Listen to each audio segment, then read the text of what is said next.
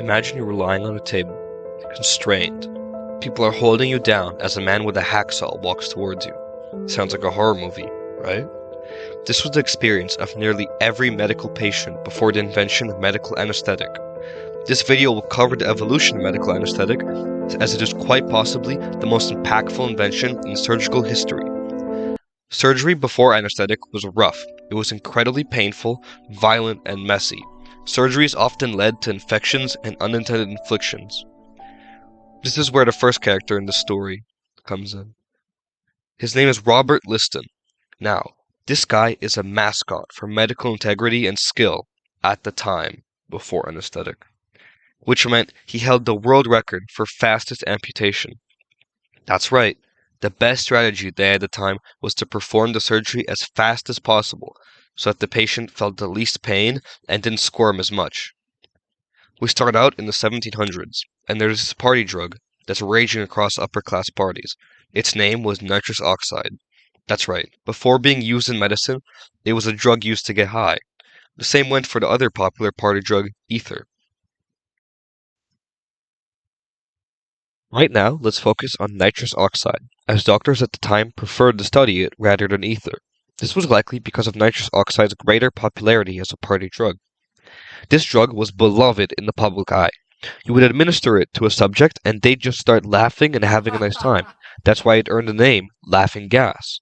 People loved getting high, but there was this one side effect that nobody was focusing on: a lack of pain while high. Professors would even travel and perform public experiments in which they administered nitrous oxide, or laughing gas, to a person. Then everyone would either laugh at or study the intoxicated person. In 1844, one of these exhibitions had a minor clink.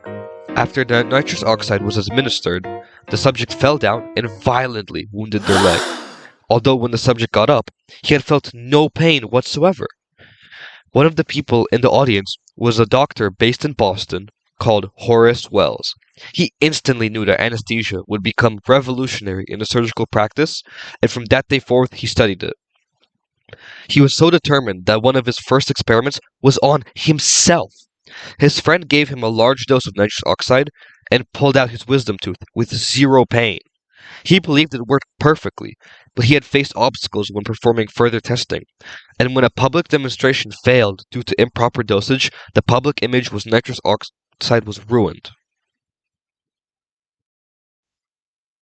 That's when Wells's apprentice, William Morton, comes into the story. While studying at Harvard, he observed a lecture by Charles Jackson. Charles Jackson was not only a doctor, but a chemist who regularly taught at Harvard, and he would end every lecture with a laughing gas demonstration. That day, when William Morton was watching, Jackson had run out of nitrous oxide, so he just used his knowledge of chemistry and the party drug ether to use it as a substitute. This is when William had the idea to use ether as an anesthetic rather than nitrous oxide. Well, William Morton decided that he would become the true inventor of anesthesia after his teacher Horace had failed, so he decided to study it.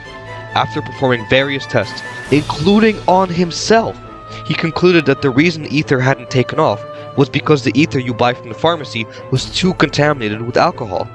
Pure ether could be used for far greater success. William Morton tried to profit off of his discovery to varying successes. That's when scientists started focusing on ether, and in 1846, the first successful ether operation was performed, in which a tumor was removed from the sedated patient's neck. 2 months later, everyone's favorite butcher, Robert Liston, was able to perform a proper leg amputation under ether. But there was one problem: side effects. Ether could cause nausea, respiratory distress, and could easily lead to death if applied incorrectly, so the public started to fear it. So what now? Is anesthesia just a dead end? Well, remember nitrous oxide? The reason it had failed publicly was because there was no device to properly administer the right amount. Well, back when William Morton had discovered pure ether, he tried to profit off of it. That's right, he didn't want to aid humanity or revolutionize surgery, he just wanted a quick buck. But in the end, this was actually a gift in disguise, as when he tried to patent pure ether, they wouldn't let him, so he patented the applicator. This applicator paved the way for nitrous oxide applicators to safely sedate patients. Now today, both nitrous oxide and ether are used in medicine, although ether is usually delegated to developing countries, while heavily altered and safer nitrous oxide is used by richer institutions. In the end, the history of anesthesia is one of how human desire to escape reality, along with human greed, brought upon multiple innovations that would save hundreds of thousands of lives.